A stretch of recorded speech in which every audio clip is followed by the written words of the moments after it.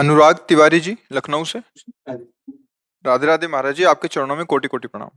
महाराज जी, हम जीवन में पूर्ण सफलता कैसे प्राप्त करें? अरे जिंदगी का ही भरोसा नहीं, शाम तक जियोगे कि नहीं जियोगे, क्या ज्ञान की बात है। लाइफ में बहुत ऊंचे कहाँ जाओगे, पटक दिए जाओगे ऊंचे से। जहां भी ऊंचे चढ़ोगे पटक दिए जाओगे। माया का काम ऊंचे से नीचे पटकना। छोटे बन जाओ, कभी नहीं पटके जाओगे। भजन से क्या होता है जानते हो? छोटा बना जाता है। तृणादपि सुनीचेन। आप कोई पटक के दिखावे, मान लो आप सीधे चित्त पड़े हो, अब सब कौन चित्त करेगा? पहले चित्त राधा राधा राधा। आराम से सो जाओ। अब तो तुम्हारी इच्छा है कि हम ऊंची पर चढ़े, तो फिर बहुत अच्छी पकड़ होनी चाहिए, नहीं फिसल गए तो गिरोगे, हड्डी हड्डी टूट जाएगी। ये ऊंचाई की चाह ही मतलब उसको नष्ट कर देती है। और दैन्य होकर भगवान का भजन करते रहो, वो जहां पहुंचा देंगे वहां से गिरने का चांस नहीं होगा। समझ रहे हो ना? हाँ, यही तो माया का खेल है। वो सबसे बड़ा बनना चाहता है, हर क्षेत्र में बड़ा बनना चाहता है। ये दोष भी नहीं, क्योंकि बहुत बड़े का बच्चा है ना, बड़े का भगवान का बच्चा है ना, तो भगवान सबसे बड़े है ना, वो सबसे बड़ा बनना चाहता है। पर इस मार्ग में बड़ा बना जाता है सबसे छोटे बन के। जो जितना छोटा बन गया उतना ही बड़ा बन गया। मतलब सच्ची बात समझो, आप अपने को छोटा समझकर अपने को सबसे, तो आप देखोगे सबके पूज्य बन जाओगे। और जब सबसे बड़ा कर तो क्या है, इसमें गलती क्या होती? हमारा अहंकार पुष्ट होता है। वो अहंकार का काम है नाश करना, पतन करना। ये बड़ा कष्टदायक अहंकार है। तो हम लोग समझ नहीं पाते, दुश्मन को सपोर्ट करते हैं, वही हमें मार देता है। दैन्य होने से क्या है, अहंकार नष्ट होता है। और जहां अहंकार नष्ट हुआ तो भगवान की कृपा का पात्र बन गया, फिर सर्व मंगल हो जाता है। बात ऐसी है बच्चा। भगवान से ये प्रार्थना करो कि आप जैसा भी बनाओ, जो भी बनाओ, आप अपना बना लो। सबसे बड़ा पद है भगवान का दासत्व। हम किसके हैं? भगवान के हैं। तो माया किनके? भगवान के। तो जो अंग रक्षक खड़े होते हैं वो सब चेक वाले खड़े होते हैं। सरकारी तो है ना, और सरकारी बिल्ला लगा हो, वो सलूट मारेगा। चेकिंग की जरूरत नहीं है। उसके साथ जो है, उसकी भी चेकिंग की जरूरत नहीं। वो एक, बस इतना कहने की जरूरत है। ये बात है। हाँ, पर उसका जहां जिससे मिलने जा रहा है, अंगरक्षक को पता है कि हाँ बहुत मिलता जुलता बैठता है, तब कहने मात्र से नहीं होगा। ऐसे ही जब आप भगवान से मिलते जुलते हो तो माया फिर चेकिंग बंद कर देगी। आप फिर आप जिनको चाहो ले जा सकते हो। संत जनों के पास जो जुड़ते हैं ना, संत जन डिब्बा हैं, अगर कनेक्शन हटा दो तो डिब्बा चलेगा क्या? इंजन है आचार्य भगवान। पर इंजन में इतने लोग नहीं पार होते जितने डिब्बा में पार हो जाते हैं। इंजन में दो चार लोग बैठते होंगे और डिब्बा में सैकड़ों बैठते हैं, और पावर डिब्बा में बिल्कुल कुछ नहीं है। अगर कनेक्शन इंजन से कर तो वही खड़ा रहेगा, नहीं खड़ा रहे। लेकिन इंजन से ज्यादा लोगोों को वो यात्रा तय कराता है डिब्बा।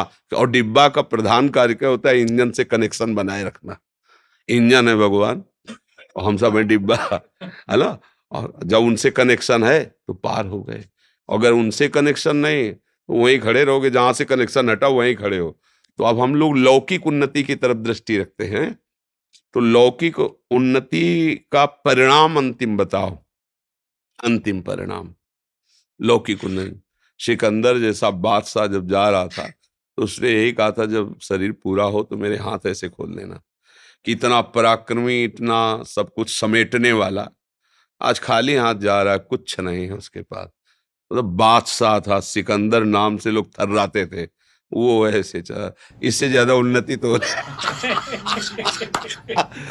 रावण जब चलता था ना तो धरती कांपती थी। चलत दसानल डोलत अवली। और उसकी खोपड़ियों में जैसे फुटबॉल में लात मारा जाता ना, बंदर ऐसे लात मारते थे। तब मंदोदरी जी ने कहा, राम विमुख अस हाल तुम्हारा, रहा न कोकुल रोवन। तेरी छाती पे बैठ के आंसू गिराने वाला नहीं रह गया कोई। क्यों ऐसा हाल तेरा? इसलिए हुआ कि तू भगवान से विमुख था। तो भगवान से विमुख होने पर तो कोई भी उन्नति, उसका परिणाम क्या है?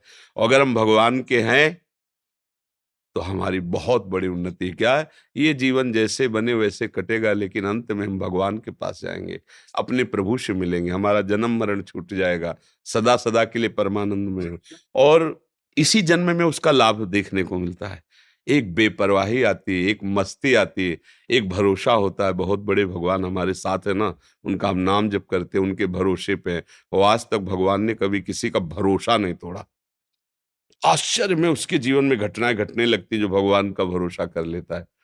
एक बार भाई जी महाराज गीता वाटिका में थे, तो तत्काल एक तार आया, गांधी जी के परिकर के, उनके भतीजे आज सब, वो गोरखपुर से निकल रहे थे, वो भूखे थे। तो उन्होंने भाई जी को तार से सूचना दी कि कुछ ही समय में हम स्टेशन पर पहुंचने वाले हैं, यदि हमारी भोजन व्यवस्था हो जाए तो हम मतलब अच्छा हो।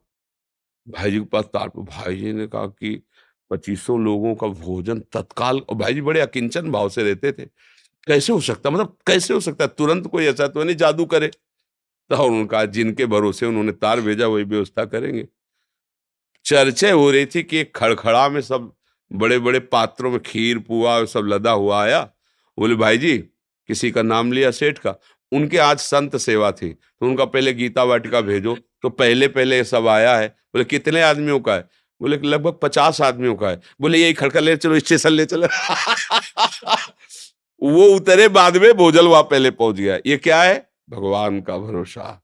उधर से मांग आ रही हो, इधर से वो भेज रहे हैं, अपने निमित्त मात्र हैं। अगर अपने ऊपर भार लेंगे तो चिंतित ही रहेंगे, और उनके ऊपर भार दे देंगे तो योगक्षेमम वहाम में हम वो वहन कर लेते हैं।